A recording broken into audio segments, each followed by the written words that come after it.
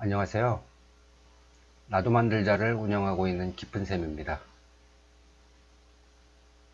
지금까지 구글 블록의 동적 뷰 테마 관련 디자인을 맞춤 설정을 이용하여 수정해서 이렇게 멋지게 블로그의 틀을 만들었습니다.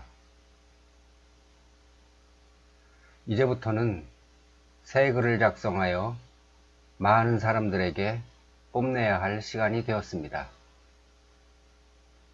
오늘은 그 첫 번째 단계로 새 글을 작성하고 게시하는 방법을 살펴보겠습니다. 먼저 블로거에 접속하여 블로거 대시보드를 엽니다.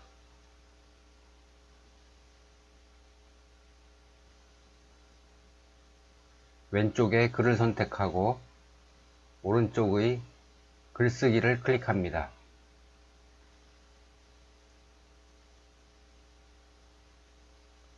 그럼 이렇게 글쓰기 편집기가 나타납니다. 이곳에 제목을 입력하고 이곳에는 게시글 내용을 입력합니다.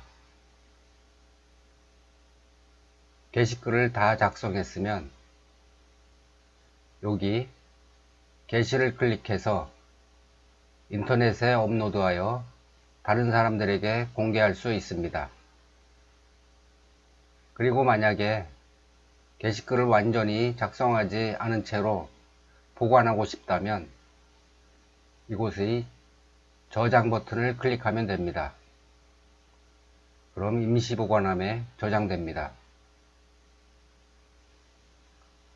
글을 작성하면서 작성한 내용이 어떻게 보이는지 궁금할 때에는 이곳에 미리 보기를 클릭해서 보시면 됩니다. 그리고 글 작성을 다 마쳤으면 여기 닫기를 클릭해서 게시글 편집기를 닫으면 됩니다. 이상으로 글 작성에 대한 전반적인 내용을 살펴보았습니다.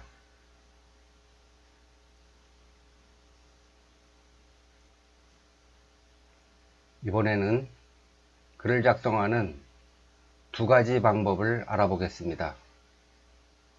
여기 글쓰기 모드는 한글 프로그램에서 작성하듯이 같은 방법으로 사용하면 됩니다. 또 HTML 모드에서는 HTML 태그와 자바스크립트를 사용하여 페이지를 꾸밀 수 있습니다. 따라서 네이버 블로그나 다음 블로그보다 더 자유롭게 페이지를 꾸밀 수 있습니다. 그리고 HTML, CSS, 자바스크립트를 공부하고 실습할 수 있어서 좋은 것 같습니다. 이것이 제가 구글 블로그를 선택한 이유이기도 합니다.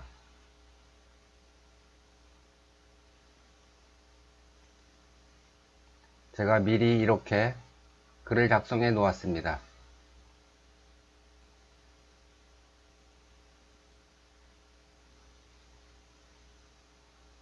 이곳이 게시글 편집기 메뉴들인데요.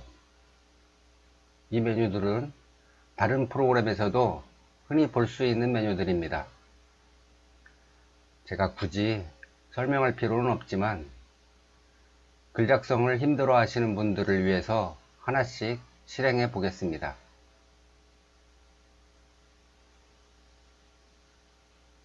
이 부분은 글꼴을 선택할 수 있는 곳인데 보시다시피 영문만 몇 가지 있습니다. 또 이곳은 글 크기를 조절할 수 있는 곳입니다. 이곳에서는 5가지로 만들 수 있고요. 그 바로 옆에 이 부분에서는 4가지로 만들 수 있습니다. 차이점은 가장 작게 이 부분이 있습니다. 그럼 한 가지씩 간단히 실행해 보겠습니다. 제목을 이렇게 마우스로 긁고요. 제목을 누르겠습니다. 이번에는 부제목, 이번에는 소제목. 여기 있는 내용들은 보통 글씨 크기입니다. 다음에는 여기 굵게를 적용시켜 보겠습니다. 네, 굵게 나오네요. 다음은 기울임꼴, 밑줄 글씨, 언더라인이라고 되어 있죠. 취소선, 텍스트 색상,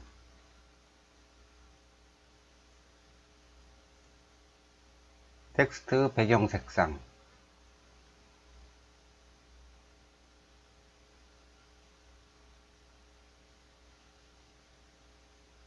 글씨가 잘 안 보이네요.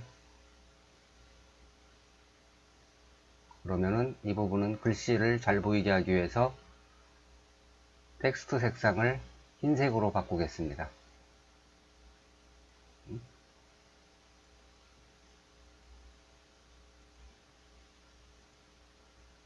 네, 잘 보이네요. 다음은 글씨를 정렬하는데 가운데 맞춤으로 해보겠습니다.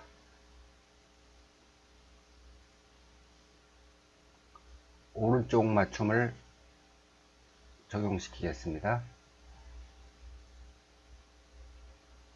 다음에는 이 오른쪽에 있는 번호 매기기인데요. 이렇게 다 선택을 하시고 번호 매기기 클릭, 숫자로 순서대로 1, 2, 3, 여기에서 엔터를 치면은 자동으로 4가 됩니다.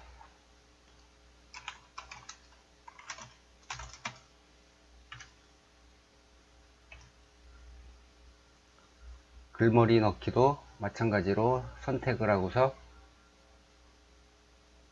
글머리 기호 넣기, 여기서도 마찬가지로 엔터를 치고 그러면은 자동으로 이렇게 글머리 기호가 생기고요. 이런 식으로 하시면 됩니다. 네, 이상으로 기본적인 기능을 실행해 봤습니다.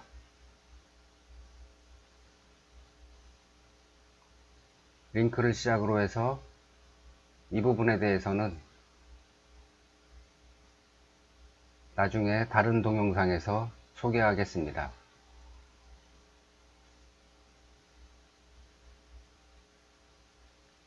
다음은 오른쪽에 있는 글 설정에 대해서 살펴보겠습니다. 여기 있는 태그를 사용하면 게시글을 필터링하여 쉽게 찾을 수 있고요. 카테고리를 만들어 글을 따로 분류할 수 있습니다. 하나 입력시켜 볼까요?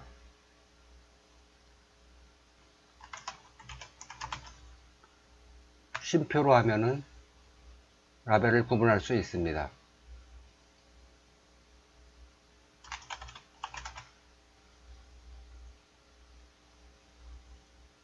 완료를 누르면은 이런 식으로 나옵니다.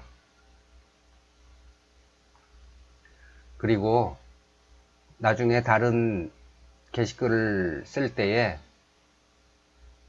라벨을 추가하고 싶으면은 이 라벨 글 작성과 기능 소개라는 라벨이 밑에 나타나거든요. 그러면은 그 밑에 있는 것을 추가하면 클릭을 하면은 자동으로 입력이 됩니다.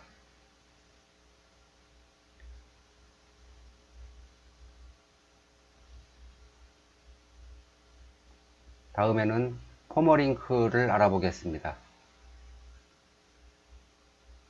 현재 기본값으로 자동 연구 링크로 선택이 되어 있습니다.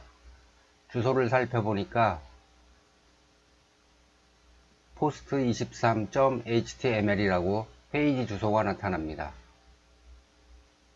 이 주소는 이 게시글의 페이지 주소입니다. 그런데 이 자동 연구 링크는 사용하지 않는 게 좋습니다. 왜냐하면 나중에 내 블로그를 알리기 위해서 네이버에 등록할 경우가 생기게 됩니다. 그랬을 때에 네이버 웹마스터 도구라는 곳이 있는데 거기에서 웹페이지 수집 요청을 하면은 수집 보류 상태로 됩니다. 따라서 밑에 있는 맞춤 퍼머링크를 클릭해서 이곳에서 자동으로 생긴 이 주소는 삭제하고요. 이 게시글과 관련된 키워드를 사용해서 입력을 해서 사용을 해야 자료 수집이 원활하게 됩니다. 그럼 이 경우는 글 작성이라고 되어 있는데 제가 지금 막 생각이 안 나네요. 영어로 뭐라고 써야 될지. create post 라고 입력해 보겠습니다.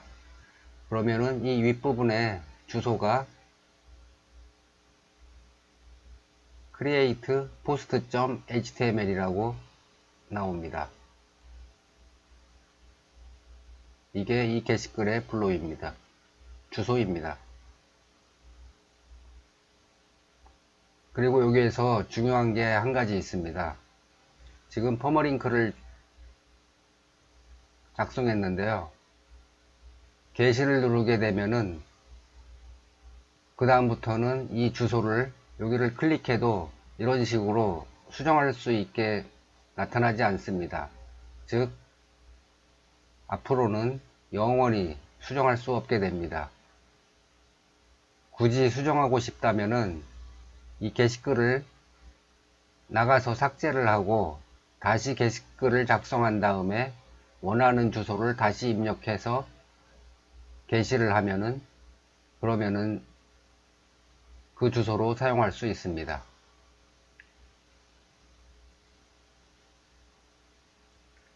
마지막으로 이 게시글을 저장했을 때 블로거 대시보드에 어떻게 나타나는지 알아보겠습니다.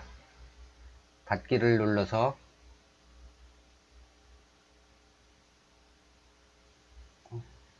먼저 저장을 하고 닫기를 눌러서 빠져나갑니다. 그러면 이렇게 게시글 목록이 있는데요.